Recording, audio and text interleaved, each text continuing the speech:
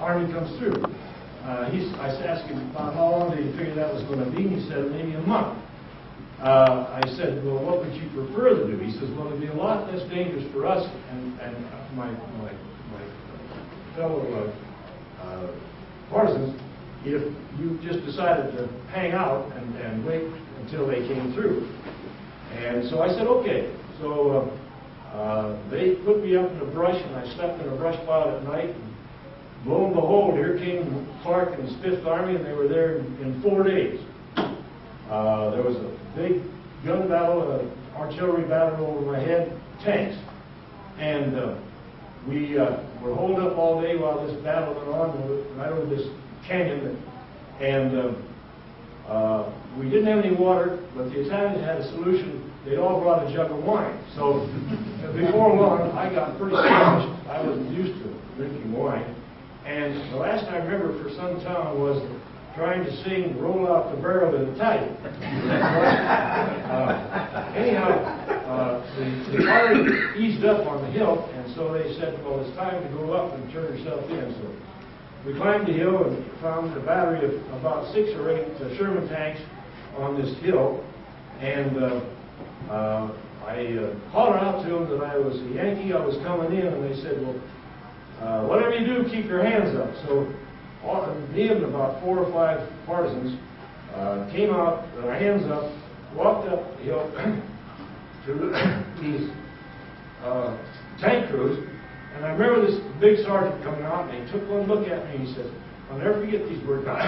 They're a little explicit, but he said, Jesus Christ, Lieutenant, where in the hell did you come from?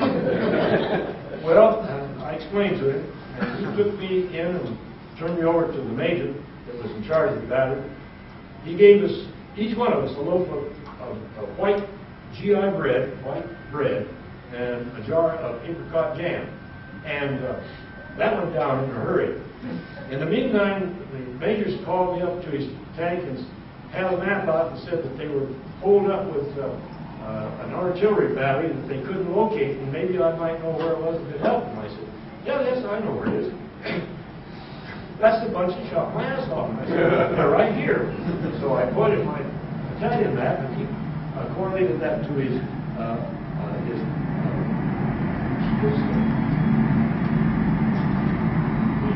quadrangle map. And he said, okay, I think we've got it spotted. He said,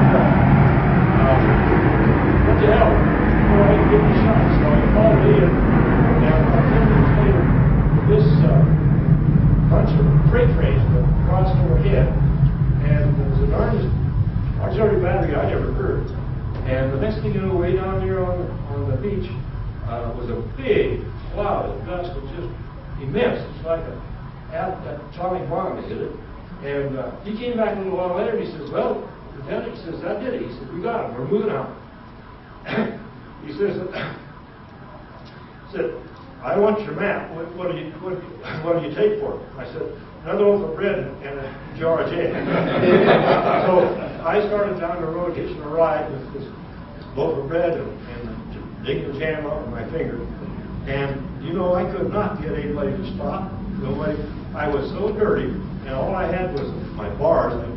I ditched everything else. And they thought I was Italian trying to hitch a ride. And finally I got ticked off. I just stepped off in front of them, and the Jeep came to a screaming halt, damn near hit me. And this captain started to cuss me out in Italian, and I stopped him. I said, Captain, I said, I'm a Yank, I need a ride. Well, he finally settled down, said, climb in. He had 2 GIs in the back, and I sat there, and for the next 5 or 10 miles down the road, they took particular joy in harassing me about why I didn't use a mule or something like that. It was a lot better than their plate, and if I got hungry, I could always eat it.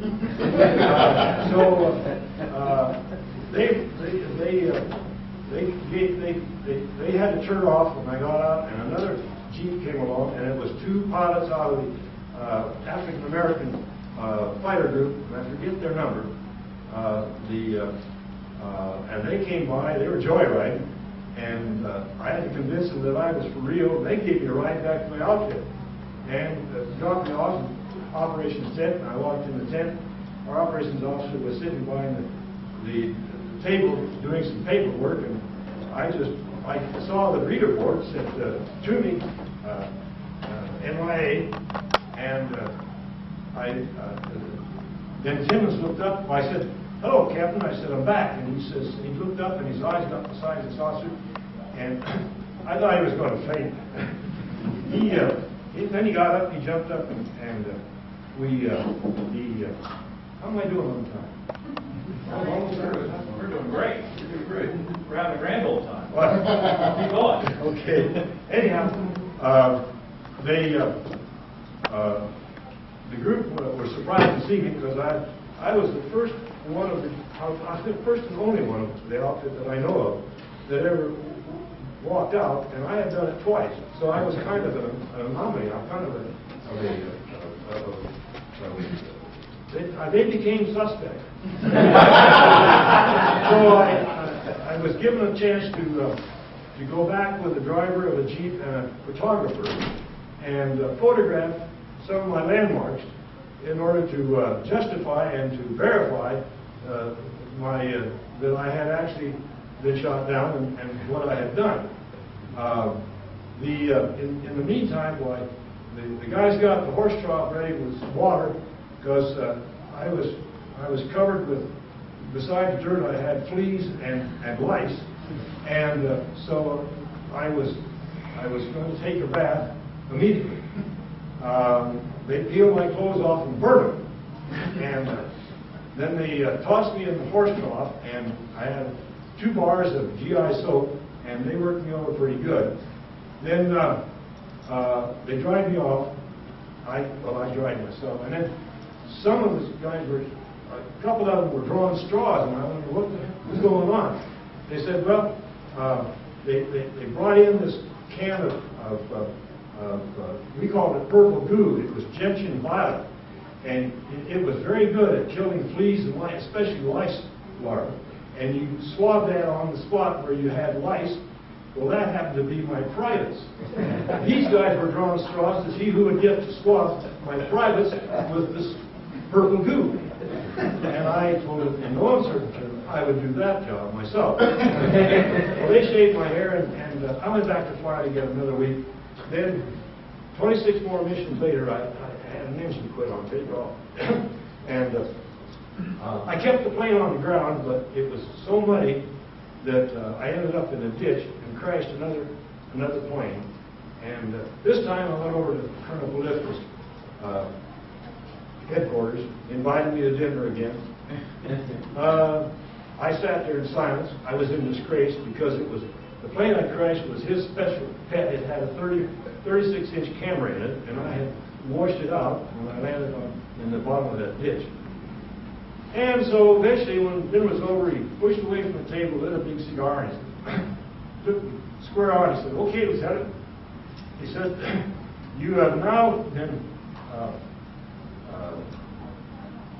credited with destruction of 2 or 3 American airplanes. You only need 2 more to be German-aged." He said, "I'll be damned what's going to happen to my outfit. You're going home."